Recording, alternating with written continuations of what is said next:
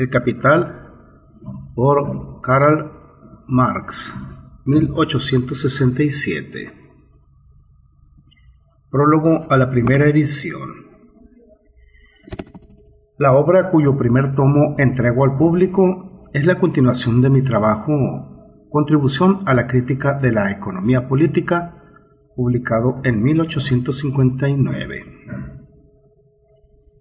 La prolongada pausa entre comienzo y continuación se debió a una enfermedad que me ha aquejado durante años. He interrumpido una y otra vez mi labor. En el primer capítulo del presente tomo se resume el contenido de ese escrito anterior, y ello no solo para ofrecer una presentación continua y completa. Se ha mejorado la exposición. En la medida en que las circunstancias lo permitieron, ampliamos el desarrollo de muchos puntos que antes solo se bosquejaban, mientras que a la inversa, aquí meramente se alude a aspectos desarrollados allí con detenimiento. Se suprimen ahora por entero, naturalmente, las secciones sobre la historia de la teoría del valor y del dinero. Con todo, el lector del escrito precedente encontrará en las notas del capítulo primero nuevas fuentes para la historia de dicha teoría. Los comienzos son siempre difíciles y esto rige para todas las ciencias. La comprensión del primer capítulo y en especial de la parte dedicada al análisis de la mercancía presentará por tanto la dificultad mayor.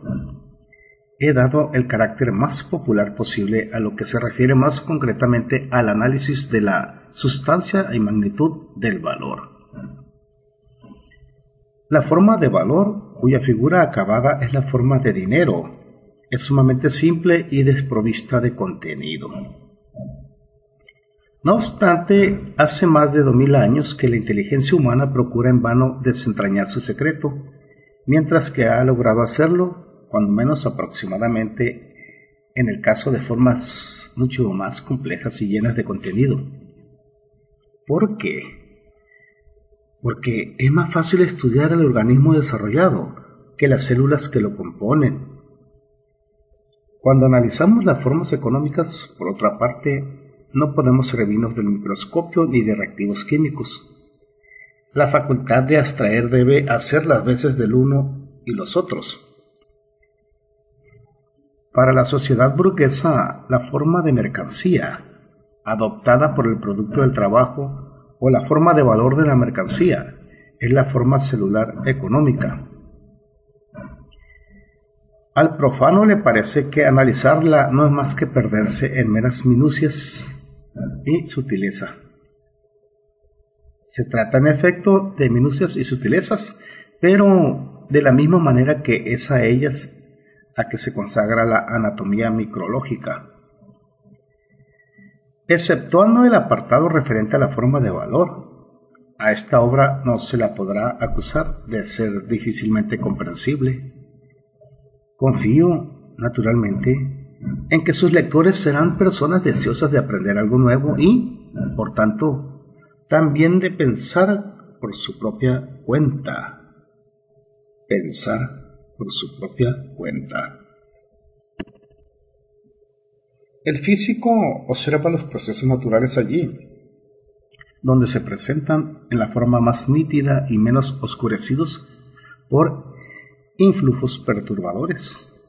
O bien, cuando es posible, efectúa experimentos en condiciones que aseguren el transcurso incontaminado del proceso. Lo que he de investigar en esta obra es el modo de producción capitalista y las relaciones de producción e intercambio a él correspondientes. La sede clásica de ese modo de producción es, hasta hoy, Inglaterra. Es este el motivo por el cual, al desarrollar mi teoría, me sirvo de ese país como principal fuente de ejemplos.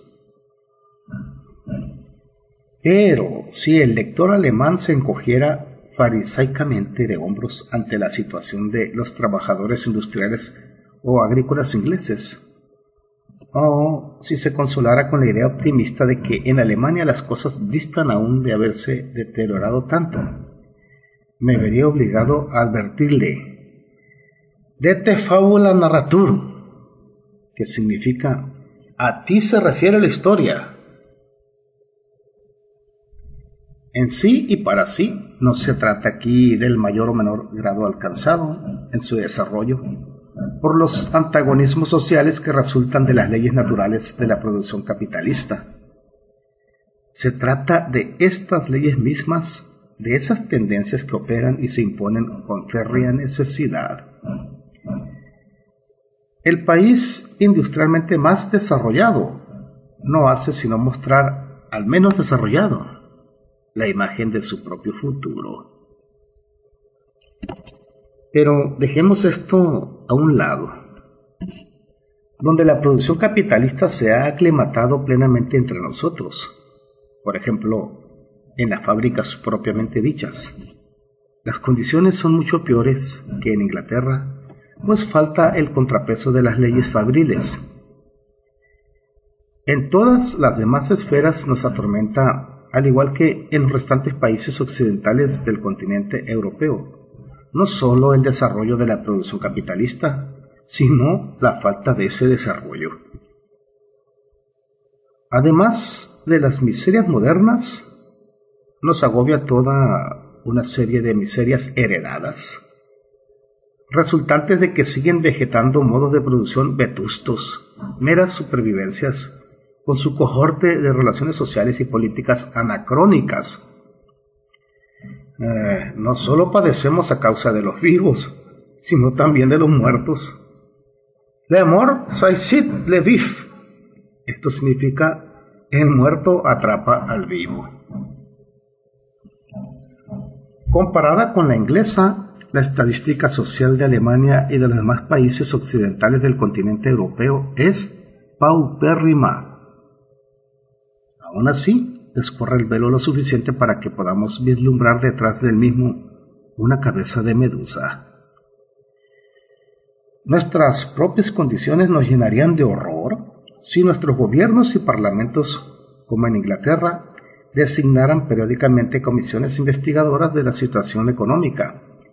Si a esas comisiones se les confirieran los mismos plenos poderes de que gozan en Inglaterra para investigar la verdad.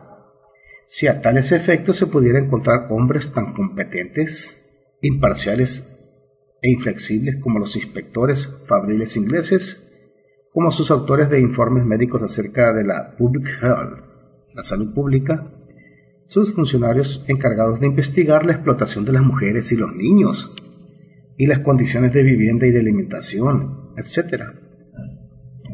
Perseo se cubría con un yelmo de niebla para perseguir a los monstruos. Nosotros nos encasquetamos el yelmo de niebla, cubriéndonos los ojos y oídos para poder negar la existencia de los monstruos. No debemos engañarnos. Así como la guerra norteamericana por la independencia en el siglo XVIII tocó arrebato para la clase media europea, la guerra civil norteamericana del siglo XIX hizo otro tanto con la clase obrera europea.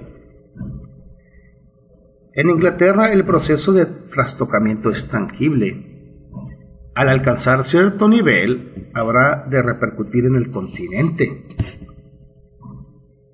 Revestirá allí formas más brutales o más humanas, conforme al grado de desarrollo alcanzado por la clase obrera misma, prescindiendo de motivos más elevados, pues su propio y particularísimo interés exige de las clases hoy dominantes la remoción de todos los obstáculos legalmente fiscalizables que traban el desarrollo de la clase obrera.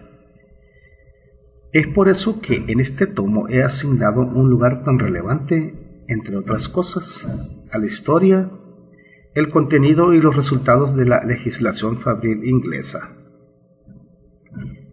Una nación debe y puede aprender de las otras. Aunque una sociedad haya descubierto la ley natural que preside su propio movimiento, y el objetivo último de esta obra es, en definitiva, sacar a la luz la ley económica que rige el movimiento de la sociedad moderna. No puede saltearse fases naturales del desarrollo ni abolirlas por decreto.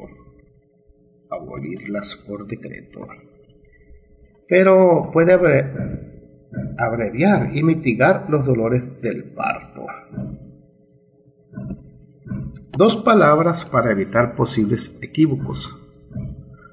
No pinto de color de rosa, por cierto, las figuras del capitalista y el terrateniente, pero aquí solo se trata de personas en la medida en que son la personificación de categorías económicas portadores de determinadas relaciones e intereses de clase. Mi punto de vista, con arreglo al cual concibo como proceso de historia natural el desarrollo de la formación económico-social, menos que ningún otro, podría responsabilizar al individuo por relaciones de las cuales él sigue siendo socialmente una criatura, por más que subjetivamente pueda elevarse sobre las mismas. En el dominio de la economía política, la investigación científica libre no solamente enfrenta al mismo enemigo que en todos los demás campos. La naturaleza peculiar de su objeto convoca a la lid contra ella a las más violentas, mezquinas y aborrecibles pasiones del corazón humano, las furias del interés privado. Sí, las furias del interés privado. La alta iglesia de Inglaterra, por ejemplo, antes perdonará el ataque a 38 de sus 39 artículos de fe que a un 39avo de sus ingresos. 39avo de sus ingresos. Hoy en día el propio ateísmo es culpa levis, pecado venial, si se lo compara con la crítica a las relaciones de propiedad tradicionales.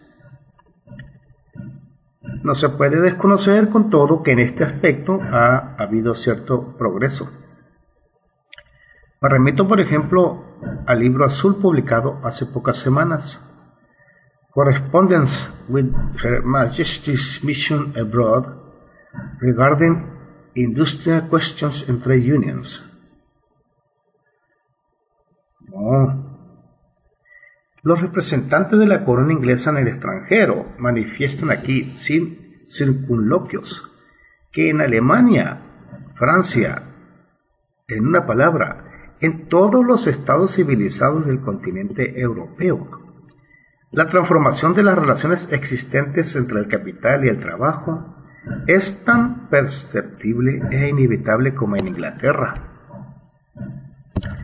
Al mismo tiempo, allende el Océano Atlántico, el señor Wade, vicepresidente de los Estados Unidos de Norteamérica, declaraba en mítines públicos: tras la abolición de la esclavitud pasa al orden del día la transformación de las relaciones del capital y las de la propiedad de la tierra. Son signos de la época que no se dejan encubrir ni por mantos de púrpura ni con negras sotanas. No anuncian que ya mañana vayan a ocurrir milagros. Revelan cómo hasta en las clases dominantes apunta el presentimiento de que la sociedad actual no es un inalterable cristal, sino un organismo sujeto a cambios y constantemente en proceso de transformación. El segundo tomo de esta obra versará en torno al proceso de circulación del capital, el libro segundo, y a las configuraciones del proceso en su conjunto, el libro tercero. El tercero y final, el libro cuarto, a la historia de la teoría. Bienvenidos todos los juicios fundados en una crítica científica. En cuanto a los prejuicios de la llamada opinión pública, a la que nunca he hecho concesiones, será mi divisa, como siempre, la del gran Florentino. Segui il tuo corso e lascia dir le genti, lo cual significa: sigue tu camino y deja que la gente hable. Karl Marx, Londres, 25 de julio de 1867.